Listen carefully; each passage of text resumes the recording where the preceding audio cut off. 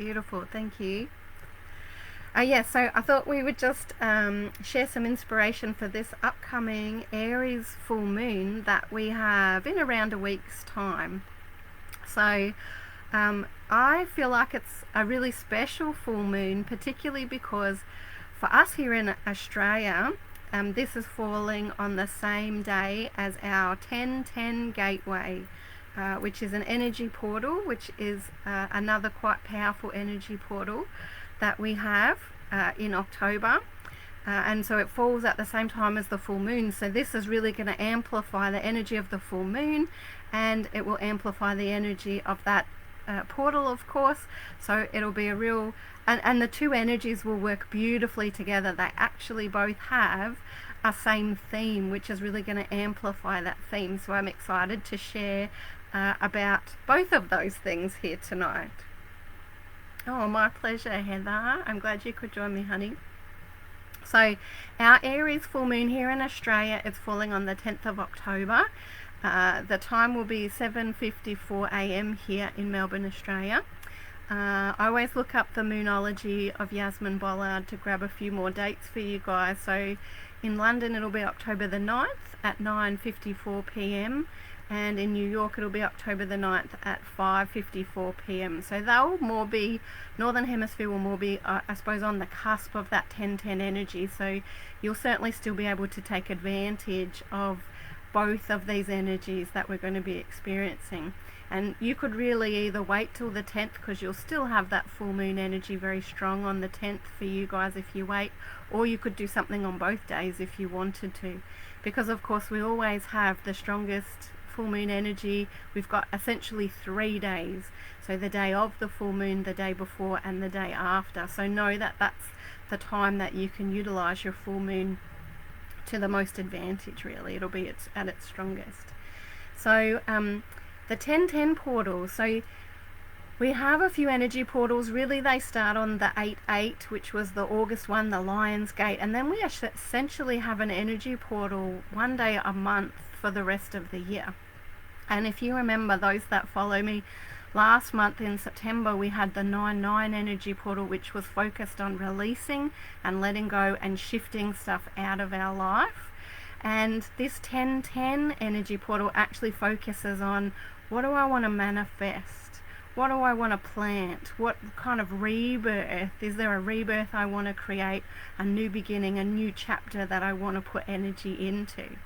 And beautifully, the Aries energy also works a lot. It has a really strong theme of manifesting, of new beginnings, and of rebirth as well. So how beautifully do those two things combine? And you know, they don't often fall together, so I just think it's a beautiful combination for us to experience this year.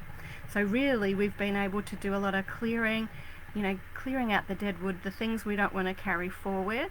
And then with this full moon coming up, we're going to be able to plant the seeds of anything that we want to carry forward.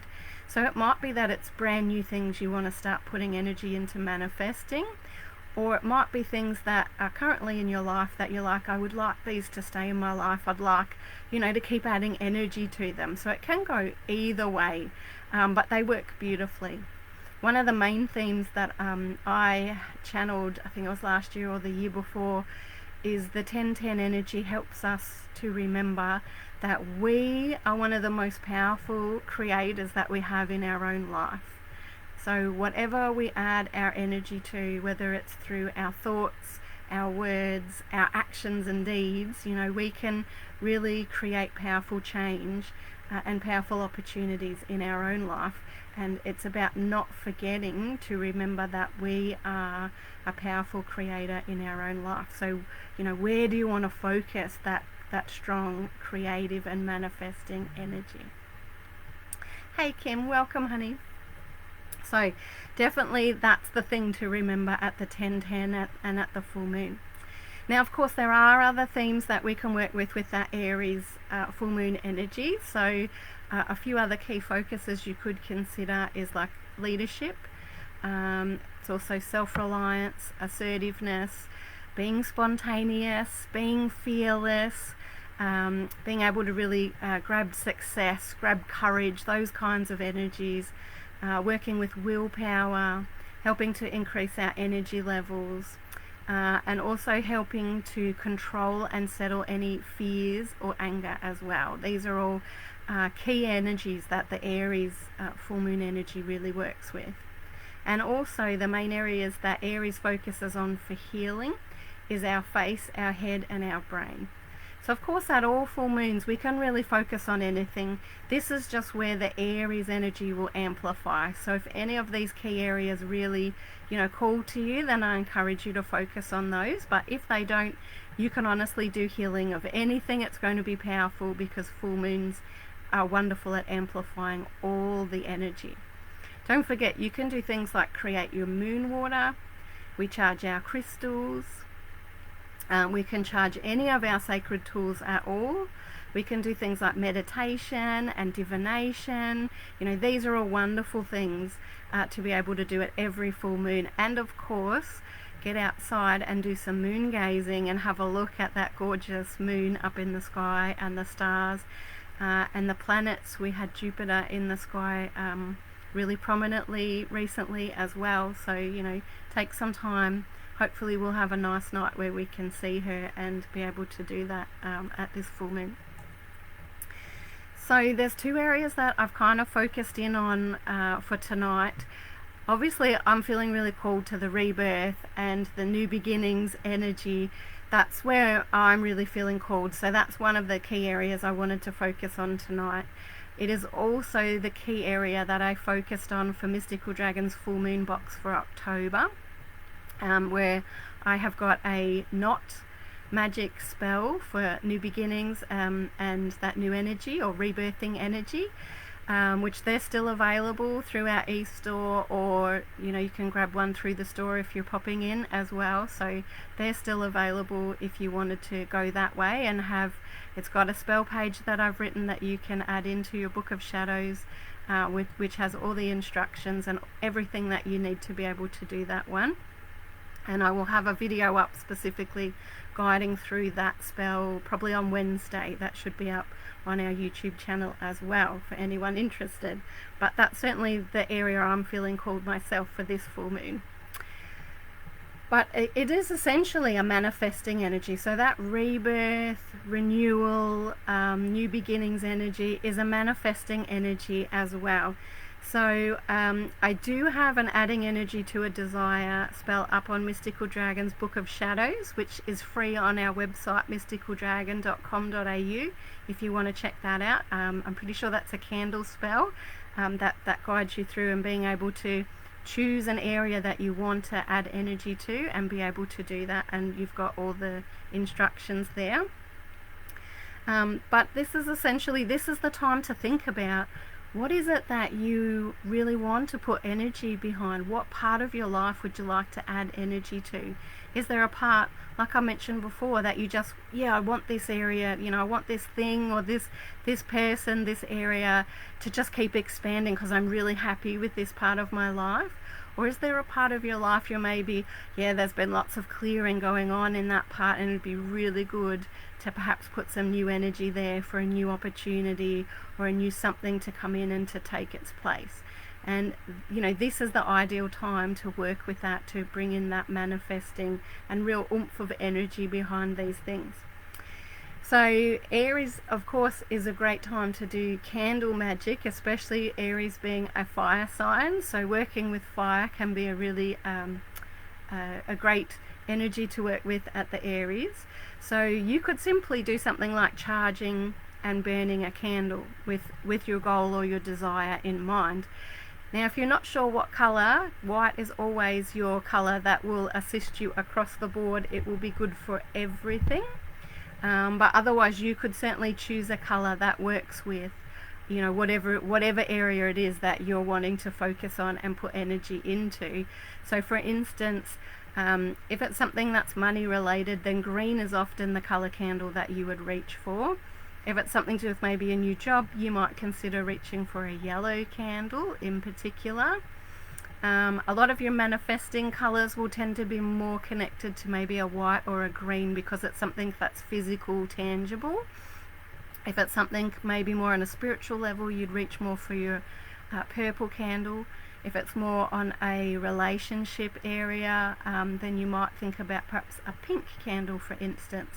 So that's just a few ideas what colour candle you might consider, depending what you're wanting to work on manifesting and adding energy to in your life. You might also want to pair that up with a crystal. You can keep it as simple as just charging up a candle, but you might like to add a crystal with that. Clear quartz, and especially clear quartz points, are really good because they help to amplify all energy, and they're great. They're like the white candle, that they're great across the board for all kinds of themes, all kinds of areas that we're looking at. But then there's also Turatala agate is another one of my favorites, which is a really good one for manifesting all of our goals and dreams and wishes. Citrine is another really good one lots of people love to reach for. It's not just a stone for money, although it is good with manifesting money, but it is a stone of abundance. So it can bring anything you like to you in abundance. So consider that one. And then green aventurine is another one that I'm feeling really called to tell you guys about as well, because green aventurine is also good for manifesting success, among many other things, of course, because all of the crystals have many areas that they could really assist us with. So they're the ones I'd kind of suggest at this point that you might consider putting with a candle, depending on your particular focus and area that you're wanting to work with.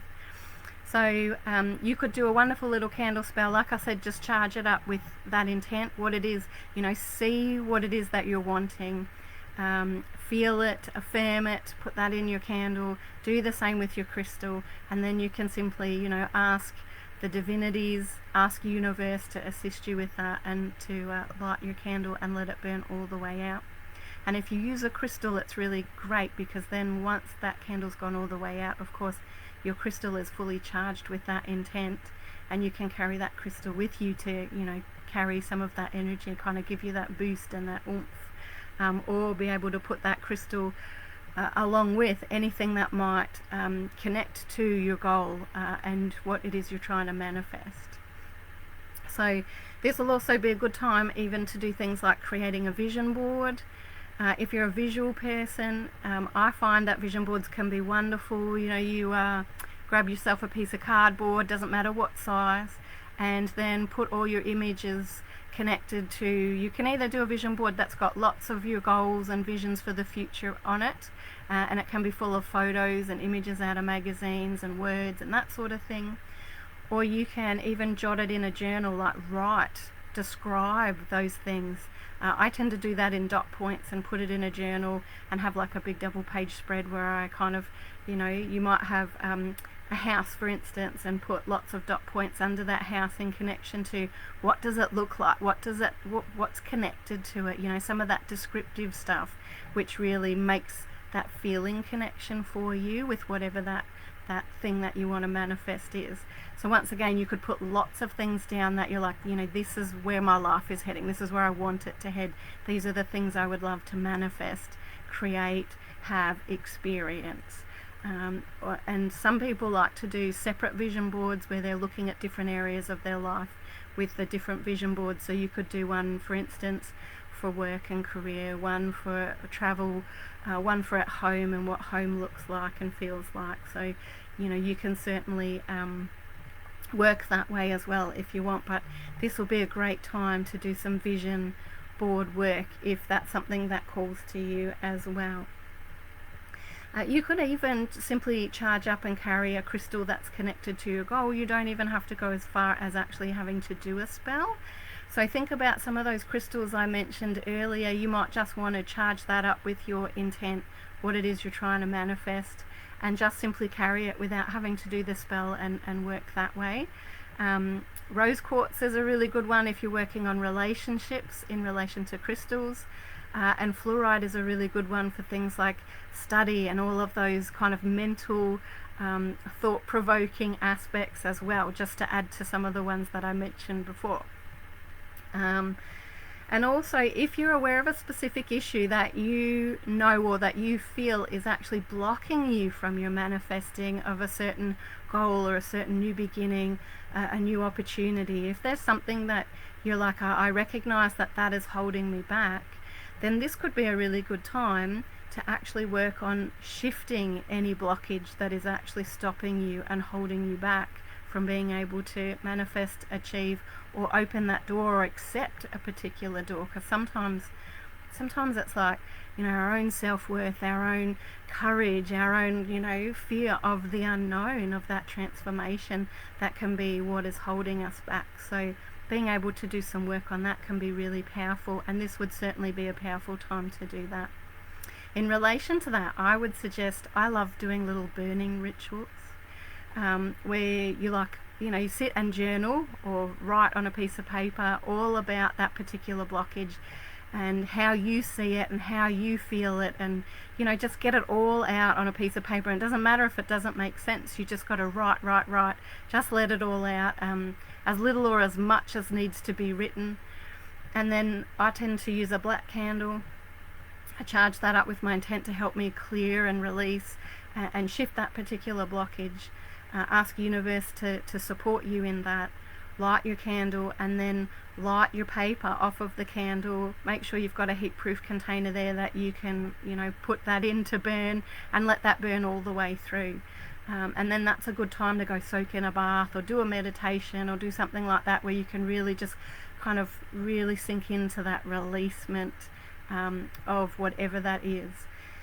Do know that when we do clear stuff, when we do ask for assistance with releasing stuff, then stuff will usually start to come up so that you can address it and do something with it as well. So don't let that put you off. Just know that if it stirs things up a little bit in your life, it'll only be for the better, and universe will just be doing what it needs to help support you in your request. So do know that that can happen as well.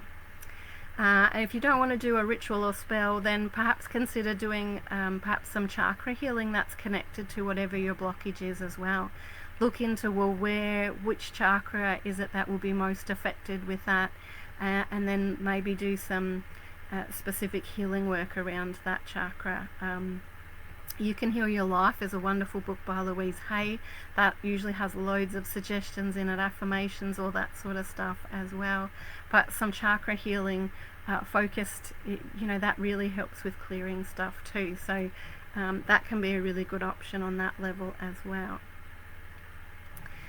So that's essentially the rebirth and manifesting side I wanted to share. The last bit that I wanted to share with you guys is I'm feeling really called that it's important with this helping us control and settle our fears and anger.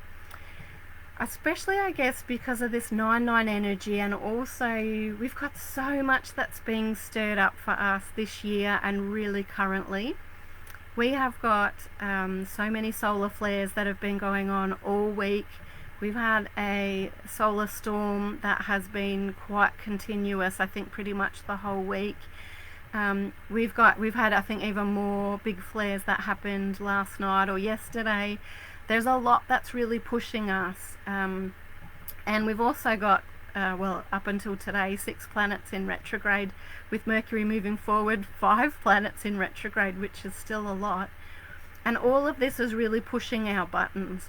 You might find that you've been really sensitive. It might be I go to tears really easily, things that might make you really sad really easily, happy and excited really easily, maybe get really angry or frustrated, feeling very passionate about things, especially, I reckon, at least the last few weeks, probably a bit longer. I know this is how I've been feeling with all of this energy myself.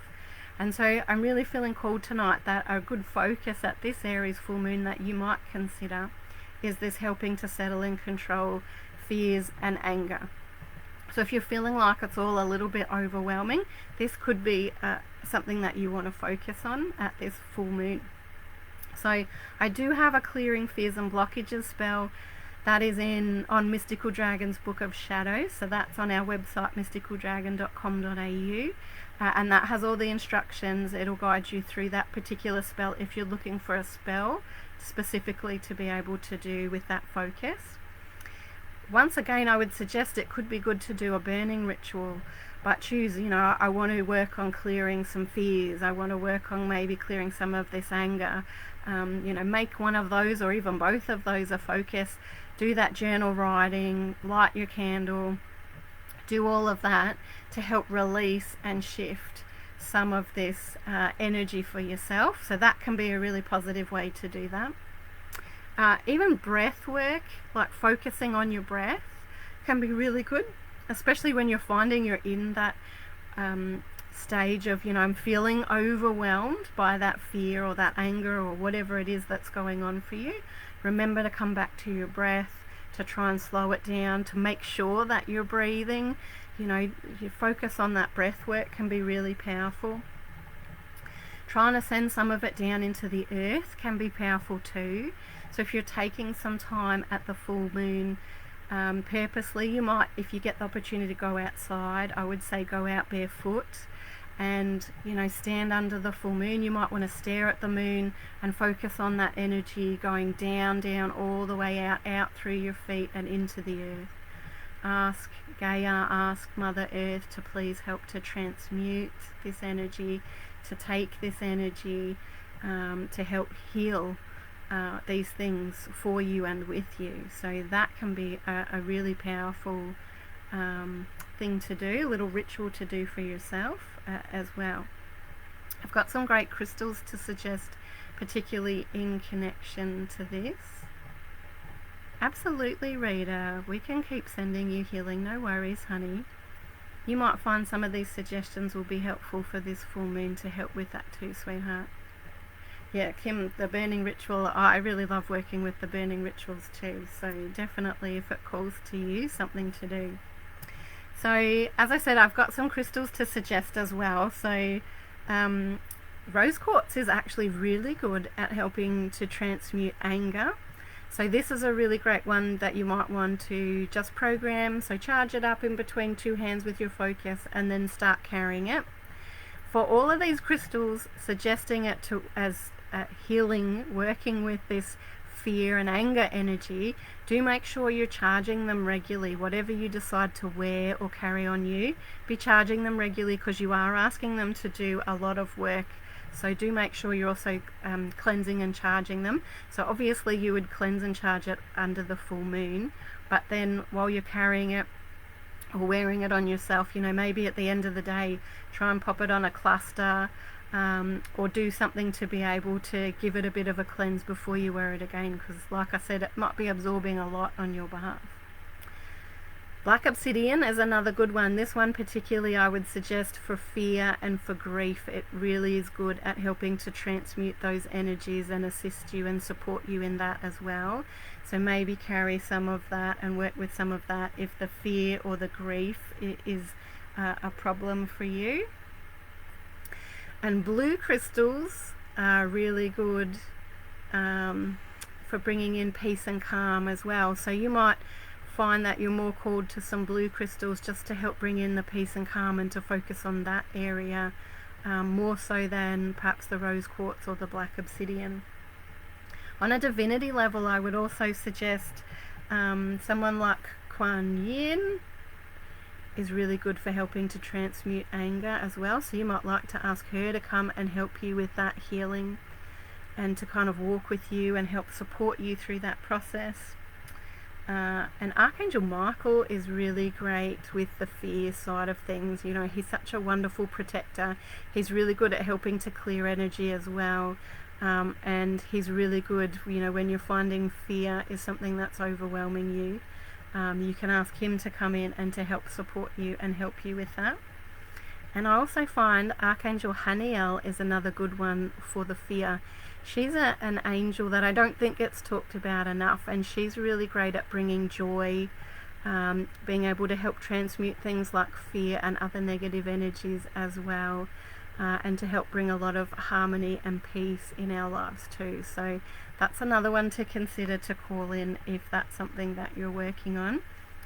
Plus, I would highly encourage calling on the peace dragons, which I did a video on the peace dragons. It must be around 12 months ago now, but I did a separate one on calling them in, and I did a little meditation in that to help bring them in. And they're really wonderful at bringing peace, into your body, into your life, sending peace to other people. They bring peace and healing. So I would encourage maybe calling on them as well if this is a focus or something that you want to work with. Through the full moon or at any time, really, any of these energies can be worked with. So you don't just have to wait for the full moon energy to do that. And of course, if you are struggling with things like anger and fear and feeling overwhelmed and oversensitive, don't forget, find somebody to talk to, a friend, a counsellor, just find someone maybe that will just listen and be able to offload to them. Sometimes perhaps just writing it down doesn't quite feel like it's enough, and you just need to be able to go talk to somebody that will listen. So do consider that as an option as well, if that's something that you need to do too. It can be a good way to just get things out and get things shifted as well. So guys, that is essentially the ideas that I have for you for this coming full moon. There's quite a few there. I hope this has helped to inspire you guys. It's around a week away, so you still have plenty of time to prepare, depending what you decide that you're feeling called to do. And you might be called to one of those key areas that I mentioned earlier, but I haven't gone right in depth with.